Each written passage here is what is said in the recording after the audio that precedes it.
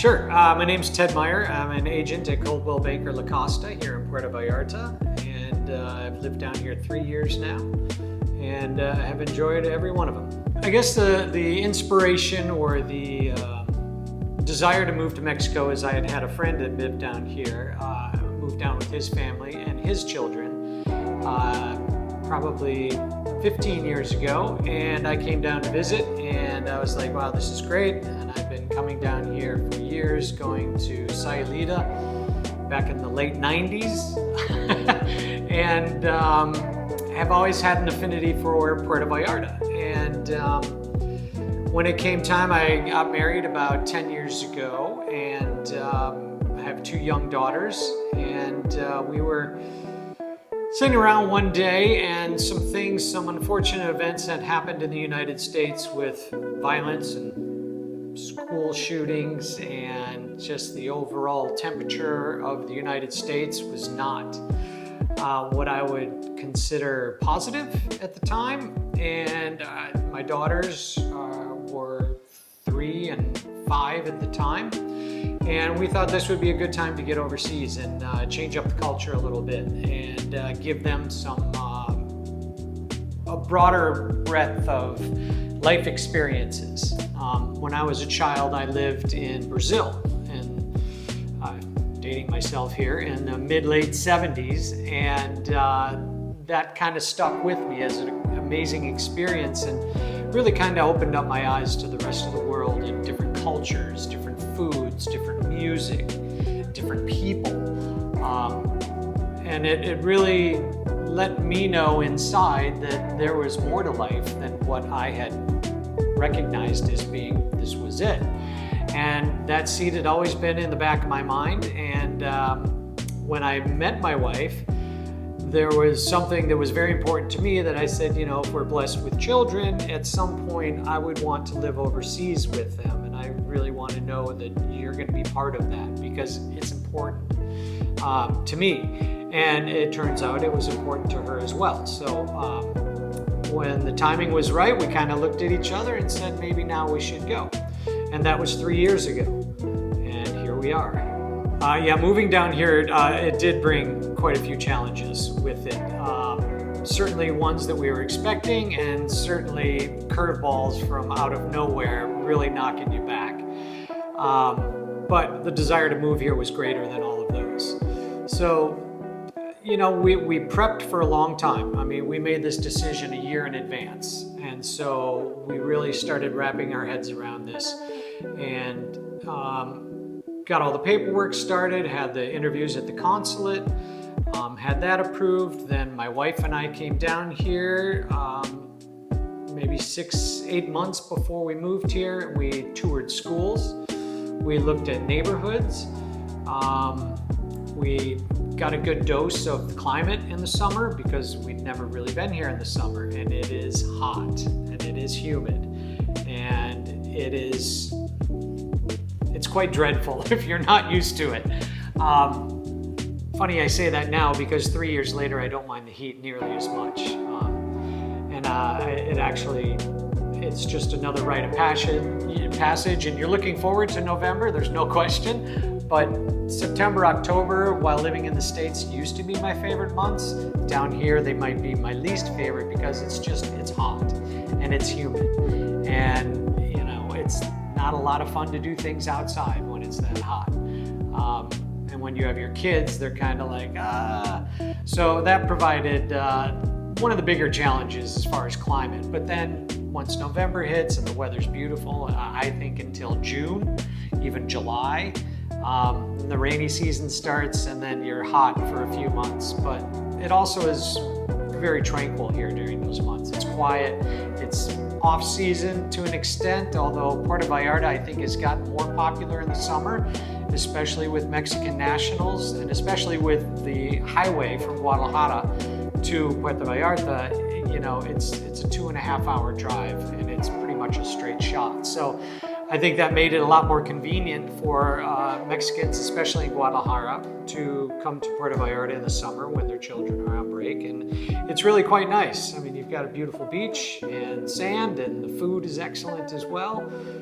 There's a vibrant music scene, vibrant cultural scene. Kind of had it all here. But yeah, I mean, we drove down, packed as much as we could in our car, and we found out maybe 10 days before we were coming down the cost to bring a car into the country, because we had a relatively new car, and we quickly had to sell that car and purchase another car and bring that down here 5 days before our drive, which we drove here with no license plates on the vehicle. We got a piece of paper at the border, but where we were from, the license plates do not stay with the car.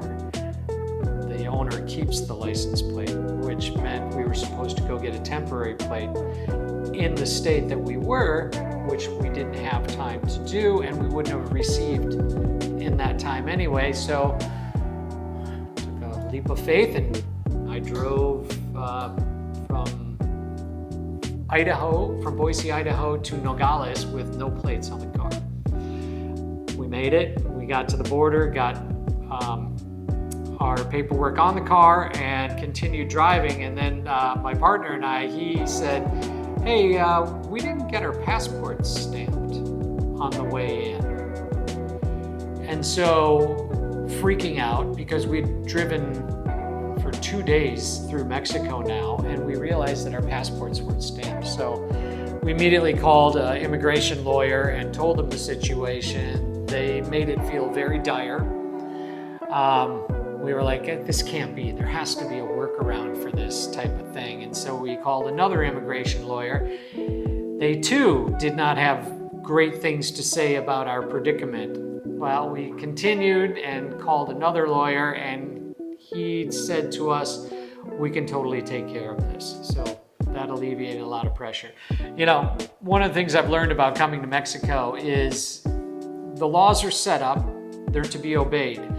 But if for some unforeseen chance that you didn't do something properly, there's always a way. Mexicans are very helpful in making things right. It may take some time, it will take some paperwork for sure. You may have to pay a fine, but important lesson is don't freak out. There's always a way. And Mexico is very respectful of these instances. So it really turned out not to be a problem. Well, there's been many things that have been surprising since we got here. I think the first thing is how welcoming the culture has been and the Mexican people have been to us and our children. Really grew to appreciate that the number one thing in Mexican culture is family. It's a family-first culture. The biggest resource that Mexico has is their children. And it's funny, we would go to a restaurant and our kids would be running around, and the only people that would be upset about our children running around were us, the parents. The other parents, the other people in the restaurant were looking at them like, those are children being children. Let them be. And we really grew to appreciate that. First and foremost, I think, was family first, and having two girls here and just the warmth and love that they received was incredible. And that was a pretty good surprise, a very welcome surprise. Another thing was a pleasant surprise is the food and the quality of the food. Actually lost weight when we came here. You know, I think the food is cleaner. I think it's less processed, believe it or not. I think it's healthier. I know Mexico banned GMO corn from the other countries, most importantly the States, because they have amazing strains of corn here that are fantastic. Whether you want it for elote or for a stew or for tortillas, all different strains of corn have been really good, and the food honestly has been better quality and cheaper. A family of 4 can go out to dinner for $20 US and have a great meal. It's funny here too, when you go shopping for chicken, The chicken here is kind of yellow. It hasn't been bleached. You go to the United States, not to come down on the United States because their food quality is amazing, but there are so many treatments that go into US food. I mean, GMOs and all of that, but like the chicken, it was down here, it's yellow because it's naturally yellow. In the States, it's been bleached so that it's white. It's just one of those things that really makes the food here better. I appreciate culture more. I appreciate meaningfulness of family and culture and peace and tranquility. I'm guilty myself of coming down here and you expect, you want, you need. And those things are all available, but they take time. And you really need to kind of slow down and realize where you are and how things work. It's not wrong, but it's different.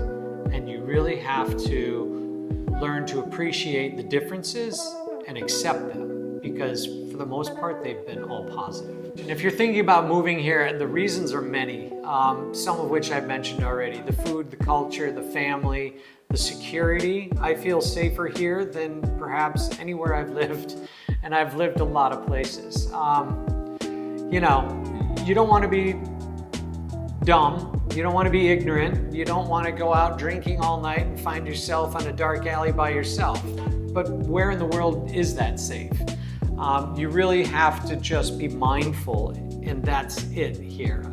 Other than that, life takes care of itself, and it's been very safe here. The overall safety and the warmth of the people here have really had a profound impact on myself and our family.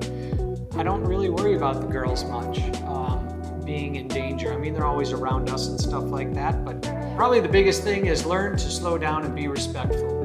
Do your best to learn the language, even if it's 5 words. Get 5 keywords. Yes, please. No, thank you. Where can I find? Can I? Do you? Those types of things where you are literally asking for something and being respectful and trying in their language, the hearts just open up, because people are like, okay, this person is a warm, kind person that actually truly cares about where they're at, and they're trying to learn.